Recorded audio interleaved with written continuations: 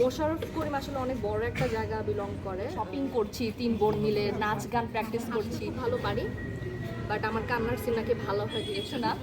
But যেহেতু different না হলে আসলে প্রত্যেকটা ক্যারেক্টার তো ডিফারেন্ট হয়, সো ওই জায়গা থেকে আসলে ভালো লাগছে।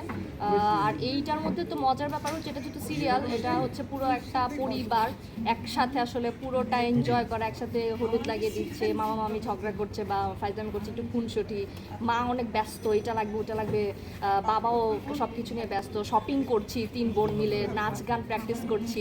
তো এই জিনিসগুলো তো আসলে সিঙ্গেলে অত বেশি দেখানো যায় না, যেহেতু টাইমের একটা ব্যাপার থাকে। তো সিরিয়ালে সেটা হচ্ছে, এটা আসলে একটু ডিফারেন্ট এক্সপিরিয়েন্স, আর এটা মানে এনজয় কি, বা এত মানুষ, ফুল ফ্যামিলি এত বছর ধরে কাজ করছে, তো এখানে আসলে এমনি মন ভালো হয়ে যায়। তো আমি হাসতে খুব ভালো পারি, বাট আমার কান্নার সিন নাকি ভালো হয় ডিরেক্টররা বলে।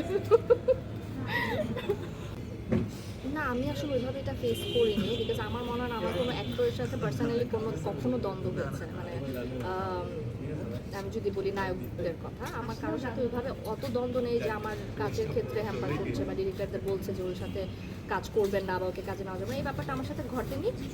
আর আমার মতে হচ্ছে, যদি আমি এক্সপিরিয়েন্সের দিক দিয়ে বলি বা আমি যদি বলি যে অ্যাক্টিংয়ের দিক দিয়ে বলি বা যেই দিক দিয়ে বলি না কেন, আমার মনে হয় যে মোশাররফ করিম আসলে অনেক বড় একটা জায়গা বিলং করে।